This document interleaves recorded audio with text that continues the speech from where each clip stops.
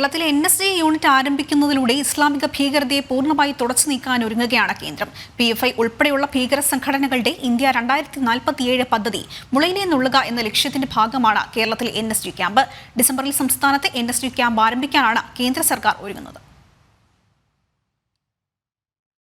India 2047 എന്ന പദ്ധതി PFI തയ്യാറാക്കുന്നതിലൂടെ ഉദ്ദേശിക്കുന്നത് രാജ്യത്തിന്റെ 100ാം സ്വാതന്ത്ര്യദിനം ആഘോഷിക്കുമ്പോൾ ഭാരതത്തെ ഇസ്ലാമിക രാഷ്ട്രമാക്കുക എന്നതാണ്. കേരളം കേന്ദ്രീകരിച്ച് ഇതിനായുള്ള ആസൂത്രണം നടക്കുന്നു.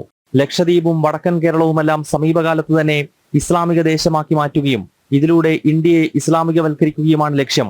ആഗോള ഭീകരശക്തികൾ ഈ രീതിയിൽ കേരളത്തിൽ വേരുപിടിക്കുന്ന സാഹചര്യത്തിലാണ് നാഷണൽ സെക്യൂരിറ്റി ഗാർഡ് അഥവാ NSGയുടെ ക്യാമ്പ് കേരളത്തിൽ സ്ഥാപിക്കുന്നത്. കേരളത്തിന് പുറമെ അയോധ്യയിലും പട്ടാൻകോടുമാണ് NSG ക്യാമ്പുകൾ വരുന്നത്. രാജ്യത്ത് ഏറ്റവും അധികം IS റിക്രൂട്ട്മെന്റ് നടന്ന സംസ്ഥാനം കേരളമാണ്. 2022 സെപ്റ്റംബറിൽ കേന്ദ്ര സർക്കാർ നിരോധിച്ച പോപ്പുലർ ഫ്രണ്ടിന്റെ പ്രമുഖ നേതാക്കളെല്ലാം മലയാളികൾ. കൊളംബോ ഭീകരാക്രമണം, അഫ്ഗാനിസ്ഥാനിലെ കാബൂളിലെ ഗുരുദ്വാരയിലുണ്ടായ ഭീകരാക്രമണം തുടങ്ങിയവയിൽ മലയാളി ബന്ധം നേരത്തെ തന്നെ മറനീക്കി പുറത്തു വന്നിരുന്നു.